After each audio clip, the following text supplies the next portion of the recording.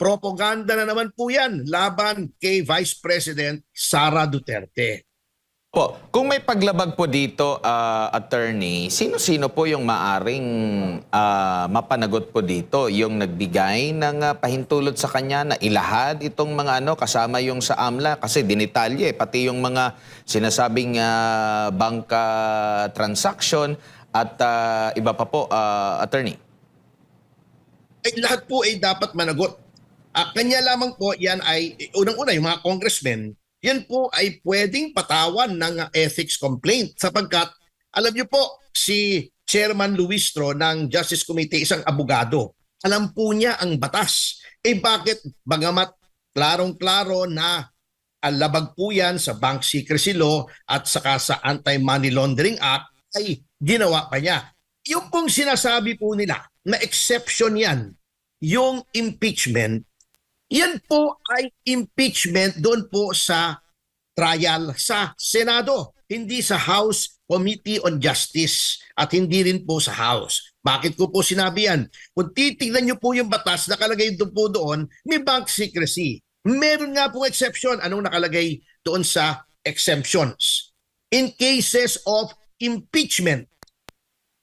Ang sitwasyon po ngayon, Sir Franco, Sir Admar, ay wala pa pong impeachment. Bakit? Sapagkat ayon po sa jurisprudence at ayon sa ating konstitusyon, ang isang tao ay impeached lamang kapag yung articles of impeachment ay pinadala na po sa Senado. Prior to that, an impeachable official is not yet impeached. So, sa puntong ito po, at this time, wala pa pong impeachment against Sara Duterte and therefore hindi po pasok sa exemption yon. Wala rin naman pong court order sapagkat ang House Committee on Justice ay hindi korte. Ang dami na pong desisyon ng Korte Suprema ang nagsasabing yan. Ang mga komite ng lehislatura ay hindi korte, hindi NBI, hindi police, hindi law enforcement agency. Ngunit etong ginagawa nilang to ay in connection with their powers and duties under the Constitution, either to legislate or, in this case, in conducting hearings, not trials, hearings at towards the end of determining whether or not a certain impeachable official should be impeached. So, nandun po ang klarong-klarong paglabag sa batas niyan. Dito naman po sa pahayag din ni Vice President Sara Duterte na kini-question niya yung timing din na naging desisyon ng COA dito. Ano po ba yung patakaran po sa COA kung meron po mga notice of disallowance? Natanong yung timing nito and at the same time, ito na ba yung penal at pag meron bang ganito, automatic ba na meron agad na nanakaw sa pera ng bayan or may dapat lang na i-comply o ano bang dapat natanda natin, attorney? Ay, hindi po. Mahabang proseso pa po yan. Yan ay proseso pa po yan. Yan ay parang, yun pong sa piskal na pag nagkaroon ng finding of probable cause at yan ay inihain sa korte, hindi ibig sabihin na ikaw ay guilty na ng isang krimen. Ganito po yan, napakahabang proseso po niyan. Kapag kayo ay nabigyan ng notice of disallowance, yan po ay pwede nyo pang iapila sa direktor ng Commission on Audit, yung direktor po. Kapag yung apila nyo ay hindi napagbigyan, pwede pa kayong mag-MR. Kapag yung MR nyo ay dinenay, pwede pa kayong umakyat sa Korte Suprema under Rule 43 sapagkat under Rule 43 po ng ating Rules of Court, ang desisyon ng mga constitutional bodies, COMELEC, yung Civil Service Commission at ang COA ay appealable pa sa Korte Suprema. Kaya hindi pa po final yan. Bibigyan ko po kayo ng isang example. Yung case po ni Commissioner Rowena Guanzon. Di po ba noong 2022 ay ang COMELEC natin na isang constitutional body ay nagdesisyon na pwedeng maging nominee at representative ng isang party list si Binibining Guanzon. Ngunit kinontes po yan ng Duterte Youth Party List. Ayan, kanina nakita ko na naman yung kaibigan nating si Chairman Ronald Cardema. Noon pong inakyat namin sa Supreme Court na TRO at hindi nakaupo si Commissioner Guanzon. At later on, sinabi ng Supreme Court, mali ang COMELEC. Hindi nila sinabing dapat na legal yung pag-substitute ni Commissioner Guanzon bilang nominee ng yung kanyang party list, yung P3PWD po yata yon, hindi ako nagkakamali. Ganon din po ang COA. Hindi porket may notice of disallowance, final na yan. May ninakaw at kailangang ibalik. Ang makakasabi lamang po na pinalyan at talagang may problema at kailangang ibalik yung pera ay walang iba kundi ang kataas-taasang hukuman kapag inapila na po under Rule 43. So yung sasabihin nilang may notice of disallowance na ngayon at merong liability si Vice President Sara sa pera ng bayan, isang malaking kasinungalingan po yan. Hindi po ganyan ang proseso ng ating batas pagdating po sa Commission on Audit.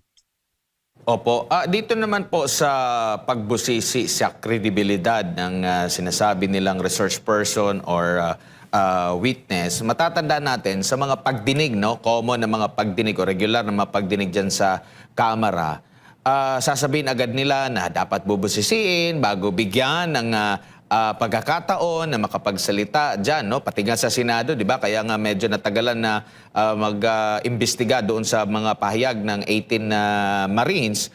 Pero dito naman po sa pagpayag nila na makapagsalita yung ilang mga resource person at nagtangka yung ilan sa mga mambabatas na questionin yung kredibilidad, pina-strike out dahil hindi naman daw nila roll daw yung ganun kasi sa Senado daw po yung pagko-question na dito sa mga nagiging witness o resource person po nila, attorney. Alam niyo po, natatawa na lamang ako minsan dito kay Chairman Luistro na sinasabi niyang hindi yan dapat dyan sa House Committee, dapat dyan sa Senado.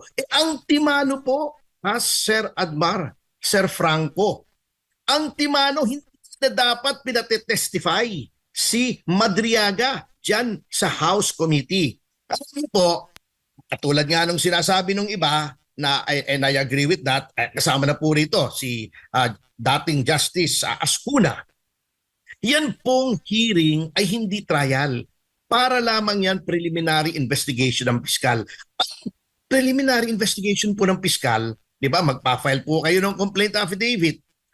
Tatanong lang, ikaw ba ito? Pirma mo ba to? Sinusumpaan mo ba to na ito ay katotohanan? And then tapos na. Then pasasagutin yung kabilang party. Kung merong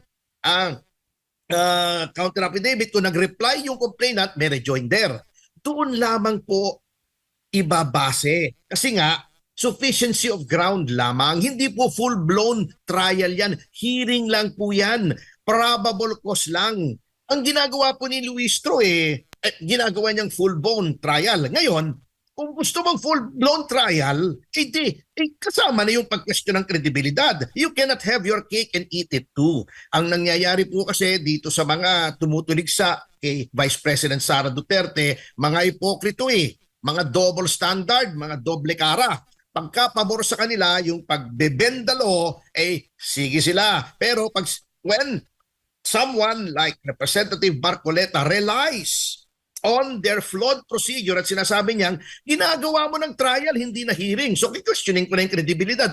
Ayaw naman nila. Yan po kitang-kita na talagang ginagamit lamang itong hearings ng House Committee on Justice para gibain ang pangalan ni Vice President Sara Duterte. Kapag sila ang lumalabag, okay lang. Pero pag pinapatulan yung kanilang paglabag at nagre-rely po ang isang tao doon sa ginagawa nilang kapalpakan, pinapatulan, kumbaga nagra-ride on lang naman si Representative Marcoleta O ayaw naman nila. So, anong kaipokrituhan yan? Opo, attorney, ang sabi rin nila na dahil nabanggit sa desisyon, recent na desisyon ng Korte Suprema, may kaugnayan dito sa impeachment hearing laban kay Vice President Sara na dapat mayroong due process. Mayroong due process pa ba yung ganon na hindi nga ma-question yung kredibilidad? Tapos mayroon pa silang gusto na mag-attend ang pangalawang Pangulo at ang kanyang legal team sa Committee on Justice hearing na yan. Pero nung nagsalita si Marcoleta, si Nazal, si Congressman Suntay para questioning nga, rejected lahat. So anong i-expect natin pag nandoon yung pangalawang Pangulo na siyempre kukwestiyonin yung mga sinasabi ng mga aligasyon, hindi nila ma-question kasi sasabihin lang din naman na, ay, sa Senado po yan, Attorney. Alam niyo nga po puro kaulaluan po yung ginagawa ni Chairman Luistro at ng majority dyan sa committee na yan. At po, yan sinasabi ng Korte Suprema na due process. Due process is the right to be heard. Yan pong due process na yan ay ginagawa nila pang justify na sinasabi lang, sabi ng Korte Suprema, due process, kaya nagtatrial kami rito. Wala naman pong sinasabi ng Korte Suprema na due process is only satisfied if you have a full-blown trial. Ang sinasabi lamang po, the only requirement of due process is that the person being accused of wrongdoing or crime be given the right to be heard. At didinggin, ano po ba nangyari? Di po ba? Nag-file na ng answer si Vice President Sara Duterte. So satisfied na yung demands ng due process. Bibigyan mo ng opportunity to be heard. Kung ayaw sumipot, binigyan mo na ng oportunidad. Hindi kailangan sumipot para due process. At hindi kailangan ng full-blown trial para due process. Ang ginagawa nga po nitong kaipokrituhan nitong committee na to, unang-una, ginagamit nila yung due process na sinasabi para i-justify na meron silang full-blown trial na wala naman sa batas. Pero ayaw naman nilang pakinggan yung mga kumukontra sa kanila. Yun pong sinasabi nila na dapat daw sumipot si Vice President at pagka hindi siya sumipot, it should be taken against him. Kahipokrituhan na naman yan. Bakit si Laila De Lima nung nag-hearing tungkol sa Bilibid drug trade ni Anino ni Laila De Lima, hindi siya sumipot? Napaka-importante nun para sa kanya, di ba? Ang pinag-uusapan doon, marami yung Jonel, yung Saba, nagsusubuan ng Saba, bakit hindi siya sumagot? Hindi naman siya sinabihan na, bakit hindi ka sumagot? Hindi naman siya pinipilit na umapir doon sa hearing ng Bilibid drug trade. Si Luistro, di ba? Itinago niya yung asawa niya. Di ba? In-exercise niya yung option to remain silent. Ano nga yun obstruction of justice pa nga yung tutusin yung itatago mo yung asawa mo, di ba? Yan po ang sinatawag nating double standard at kitang-kita po yan sa majority, sa chairman ng House Committee on Justice at sa mga miyembro nito. Kaya akin pong ako pinananawagan sa ating mga kababayan, tignan nyo po yung pagmumuka ng mga nandyan sa House Committee. Yan po ang mga tao, mga elitista, mga naghahari-harian na sinasabing sila daw ay kinatawa ng taong bayan, ngunit pinipigil po nila, sinisira nila ang gusto ng taong bayan na maging pangulo sa 2028. Kaya tandaan nyo po mga pagmumuka niyan. Lalo na si Terry Ridon, hindi naman mahirap tandaan yung mukha niya, napakalaki ng mukha.